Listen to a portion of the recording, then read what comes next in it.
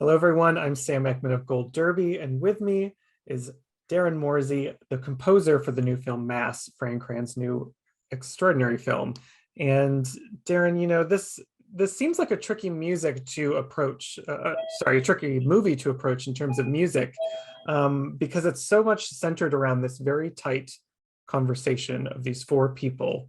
And it's a very emotional conversation. So I'm wondering what your first conversations were with Fran Kranz, around how do we approach this very delicate conversation with music?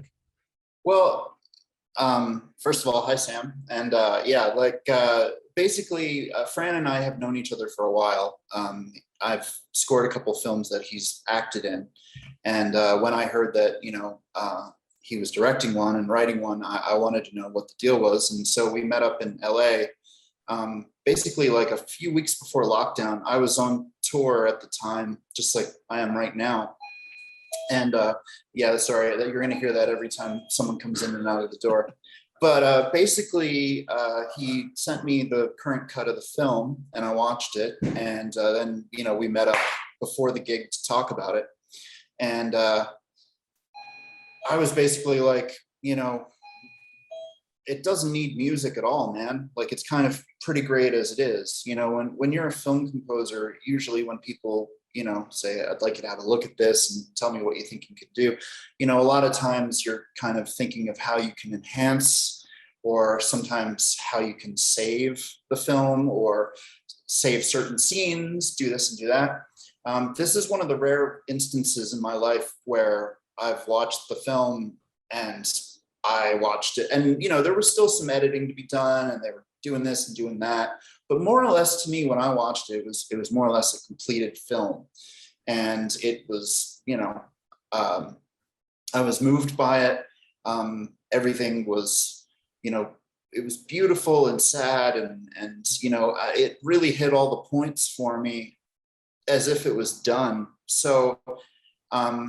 The first discussion Fran and I had was really me saying, like, I think my job, if you want me to work on this, is to basically prove to you that it doesn't need music at all, And he was like, I agree, but, the producers, test audiences, everyone was kind of like, don't you think maybe it would move a little better if it had some music, or if it, some scenes would go transition better or something like that.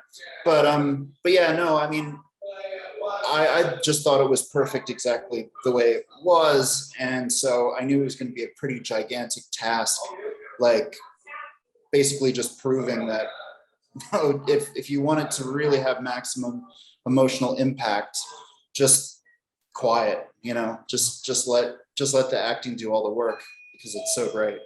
Yeah, you do come into play with some music towards the end of the film. Yeah. And you have this instrumental song that ends it, and it has a sort of ethereal quality to it. And I recently talked to Reed Birney about, and we mentioned that the situation these four people are in is just sort of impossible seeming, and inconceivable to most of us. Yeah. So when you're thinking of that song and you have to put it to music, how did you land on the emotional tone, and where you were going with that? Well, the main tone that Fran and I talked about was that it should feel healing, but it also shouldn't feel like a happy ending. And it should, but then to me, I thought a lot about, I don't remember if it's like this in the final cut. I know there's definitely, I know it's definitely there, but I think in the first cut that I saw, there was a lot more shots of that wide field with the grasses blowing that show you the field across from the high school. And that kind of really, that image really kind of struck a chord with me, because a lot of my favorite films, particularly ones that, like, even though this movie doesn't have anything to do with nature, a lot of movies that I really love that have to do with nature, I always am fascinated with the idea that the hills, the grass, the trees, what have you, they could care less what happens to us. And they're just going to keep doing their, it's like when you watch Blair Witch Project, and for me, whenever I watch that movie, I almost feel like the leaves in the trees are like laughing at these people in peril, but like doesn't infect them in the slightest. So I got obsessed with this idea for that end song being like, time is going to pass, no, whether you like it or not. And like, you can either choose to heal from what happened, or you can keep, hanging on to it. But no matter what, you're going to get older. We're all going to get older. Things are going to change, whether you like it or not. And so that's kind of how the central thing for the piece kind of like, I basically just programmed a few things that just loop and repeat. And like that piano figure that kind of carries the whole thing, and those swells. Like the idea was that I basically just play it and then loop it and then have it go, and then have other things kind of creep in. And so basically all the various like doodads in the studio that I had all linked together kind of were like the band, and I'm just sort of like conducting it with faders and stuff like that. So that end tune was really like 90% done live. Wow. And because the thing is that I wanted it to be like, indelible, like life. So it's like, if I make a mistake, like it's stuck there on the take, you know what I mean? So basically I did 3 takes. The first take I was pretty happy with, but Fran thought it sounded a little too pretty and shiny, And so then the next take I tried making a little darker. And then the third one was the one that eventually both of us really liked. So if you're creating it sort of live and organically like that, which I love, but does that mean you already have like a sense of what instruments you want to play on it? Does a certain instrument speak to you first when you're thinking about a song like that?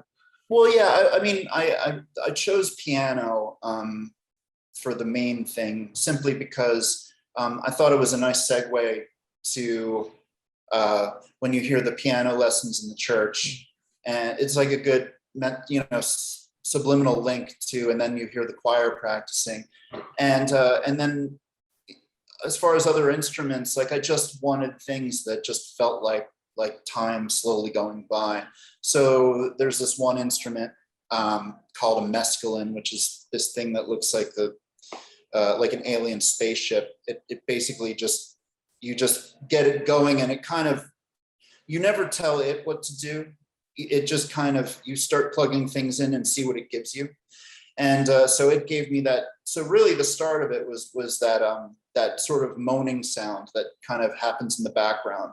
And it just kind of keeps going almost at its own time signature, regardless of what I'm doing. So that kind of came like the bed. And then I put the piano and looped that over it. And then really what I'm doing is slowly bringing in the string swells and then the children's toys, like at the end, which was actually for the bits of music, sound design, score, whatever you want to call it. Like the children's toys are actually used quite a lot, because they show up. I used a lot of handbells, like the kind of that they give you in kindergarten, and a lot of toy pianos, and even a bunch of like sampled like playground equipment, like particularly in the scene where it's before all the parents show up and they're trying to get the room ready and make it, as inoffensive as possible and as neutral and as conducive to the sharing. They look at the window and there's the little stained glass things that the kids made. And so there's this sort of, it's only there if you look for it or listen for it. But it's just this ethereal little sort of tinkliness that happens. And that it seems like, again, it's subliminal. You're not even supposed to know it if I did the job right. But a lot of work went into getting that sound so that it elevated the scene. But like, hopefully you don't notice it. You just feel it. There was a lot. That was basically 90% of this project. Like, I don't think I've ever worked so hard to have like only like 3.5 minutes of stuff actually make it into the film. I think a few more things might have made their way into the final cut, without my knowing about it, because Fran just sort of, I basically just gave him a big Dropbox folder of all this stuff. And him and Kevin Seaton, his sound designer, they just sort of pulled from it and put things there. And then things that I thought were going to end up in one place ended up in a completely different spot for a few seconds, you know, just stuff like that. So it was kind of, again, it's kind of beautiful in a way. It's kind of like a theme for the film, because it's like you create something and then it takes on a lot. You just send it off into the world and see how well it does, you know?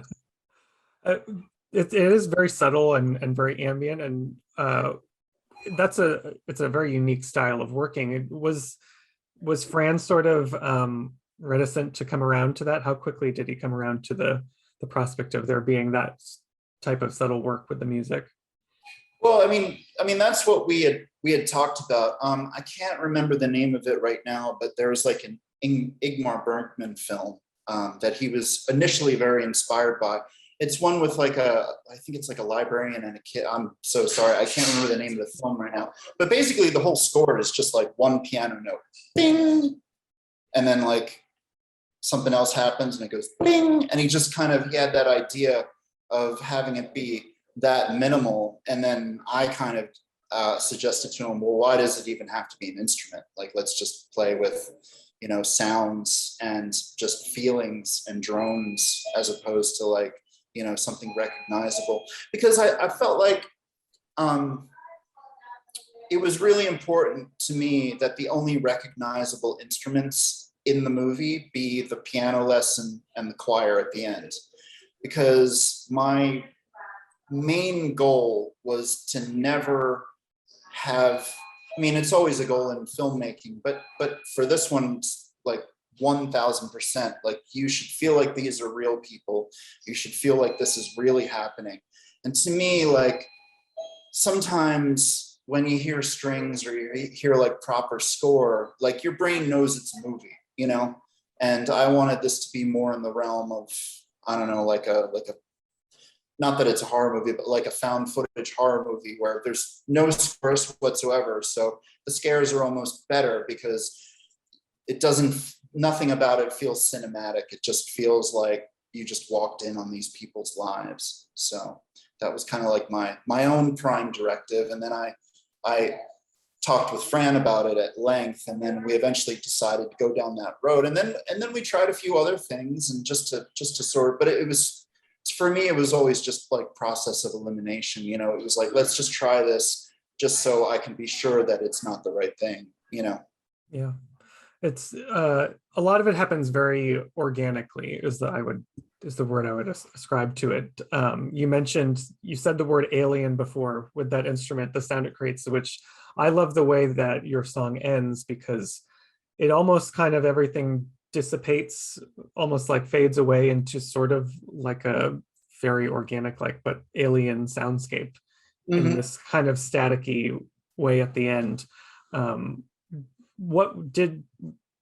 do you come to end a song like that doesn't have words, that is built on loops? Was that always the goal in mind?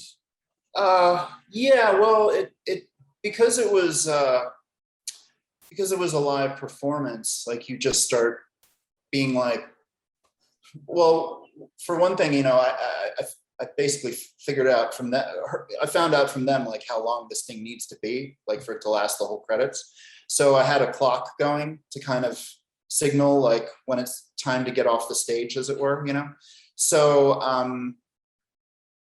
I think for the first time around, I did it really smoothly, and you know, it felt more like how an end credit song should.